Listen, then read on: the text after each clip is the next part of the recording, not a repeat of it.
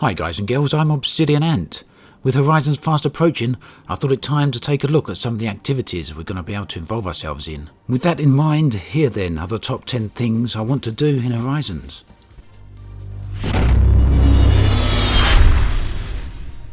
The galaxy is full of planets and we can see all of these as we fly around, but within Horizons many of the planets will change in appearance, and this is something I really want to check out. The change is not merely limited to a texture update, but rather a complete overhaul of the planetary surface. In this screenshot we can see the rocky mountainous features of the distant planet.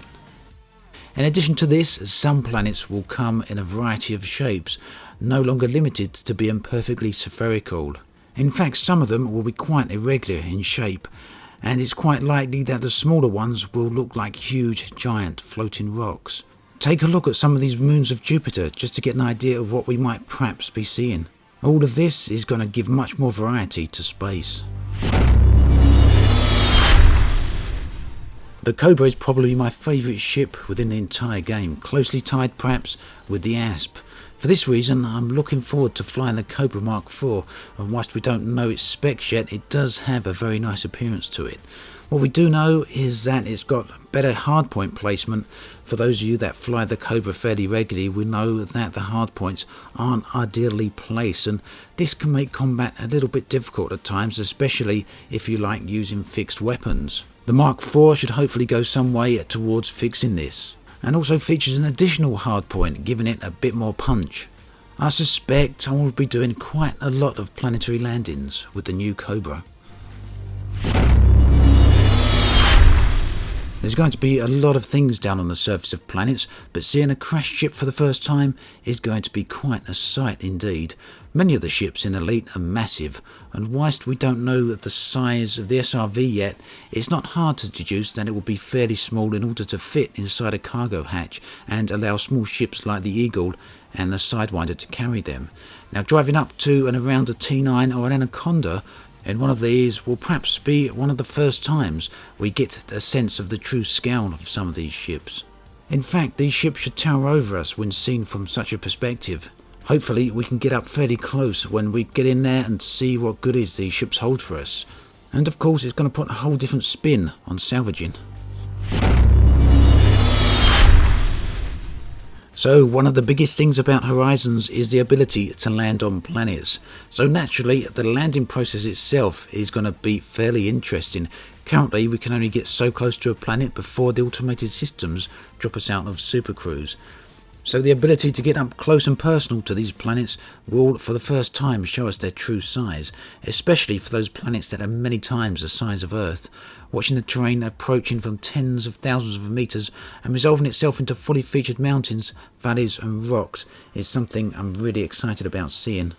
Of course, it does all depend on what good a job Frontier actually do of the surface of the planets themselves. Now, we've seen a few screenshots, and whilst I've been fairly impressed with them, it's very difficult to see just how much detail that the terrain is going to have.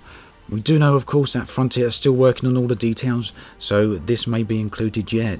We do know, however, that as your ship gets close to the planetary surface, it will kick up dust, so there is some attention to detail.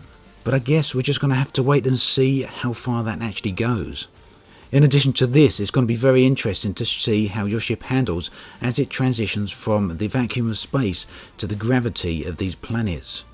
We know that the ships will handle different when down near the surfaces, so the transition from one flight method to the other should pose some interesting challenges. Seeing my ship fly away on autopilot when I drive away from it. For close to 2 years I've grown very accustomed to being inside my ship. Seeing it fly away under its own power is going to feel very strange and very thrilling to say the least. Calling it back from orbit to collect me should be even more interesting, assuming of course the autopilot is up to the task and doesn't faceplant my ship into a mountain. Now, we do know that autopilot does sometimes cause trouble in and around stations, so who knows if it's up to the task of navigating over the treacherous surface of planets, especially when gravity is going to be affecting it. I'm kind of keen to know what happens if you're out in your SRV and your ship gets destroyed through one method or another. Obviously you'd then have no way to return back home. Maybe with that in mind, Frontier will make the ships invulnerable when you're not actually in them. But somehow, I don't think that is the way it's going to go. So, if our ship has some type of mishap whilst we're not on it, would it be possible for us to get stranded on the planets? At any rate, disembarking from our ships, seeing them fly off into the distance, and then seeing them return to collect us is something that I'm really looking forward to. Especially when you consider all the different ship types and sizes there are out there. Interacting with the surface structures, bases to land on, fortresses to drive up to, and buildings to attack and perhaps destroy. This is all a very different experience for Elite. I can see how for many people this is going to be very exciting, and of course it brings totally different dynamics to the game. But at any rate, witnessing these buildings on the surface and being able to interact with them in any form at all is quite high up my list of things I want to do in Horizons. We don't know yet how big these bases are going to be, and we don't know what size the fortresses are going to be. All we know is the terms that Frontier have given us, and they've described these buildings with quite a variety of different words. Some of them imply some massive buildings indeed. Fortresses, of course, do sound big, don't they? But it could be that we just end up with a bunch of generic structures that endlessly spawn enemies for us to attack. But even if that is the case, we also know there's going to be some large bases large enough for us to land our ships at. Whether or not they have landing pads large enough for an Anaconda, though, is perhaps another question. We also know there's going to be some smaller bases that don't have landing pads and are only accessible from our SRV. For all these reasons, I look forward to seeing how ground bases are implemented. Already in the game, we can see planets such as the ice worlds have massive cracks in them. This photo from NASA of Europa shows us just how fractured a world can be. Landing in these massive canyons is one of the things I'm most excited for. Some of these trenches will be miles deep and thousands of miles long. Aside from the exploration potential, which is massive, I can't wait to race through these canyons either in a ship or a ground vehicle. Indeed, if these canyons are so deep, perhaps ships will be the only way for us to get in and out of these places, which of course brings us back to the question of the capabilities of the ship's autopilots. Would you trust your ship to leave these canyons and re-enter them on their own? I'm also curious as to what sort of resources will be located down the bottom of these great trenches. It's no secret that nebula are one of the things that spark my interest the most with exploration in Elite, and I never tire of seeing them. The thought of being on a planet's surface, driving to the top of a mountain and witnessing a night sky like the one shown here, is one of the things I've wanted to do ever since Elite Dangerous was announced.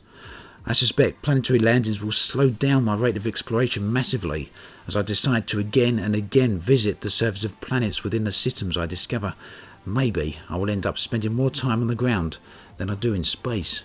I've already earmarked a whole bunch of planets that I want to return to when Horizons is released, and many of these are in the core of the galaxy itself. Here, the density of the stars is extremely compact, with many of them existing just a single light year away from each other. So being on the surface of a planet somewhere like this will present a very beautiful night sky. The Sol system. Although Sol itself requires a permit in order to enter, it is the destination many people want to visit, and the thought of landing on Europa, Titan, Pluto, and even our very own moon is just so tantalizing. And whilst most of these will probably require an additional permit in order to land on, I'm sure they will end up as prime destinations. Will the US flag and moon buggy still be standing on the moon? Will the famous tyre tracks and footsteps still be present? This is perhaps a lot of detail to ask for, but it will be a wonder to drive up and see these pieces of history firsthand. And of course, we now have the infamous moon bases that are so much a part of Elite Dangerous lore. The base located here was one of the first space colonies of humanity. For me, no other thing could be at the top of this list other than experiencing all the things I've already mentioned in virtual reality.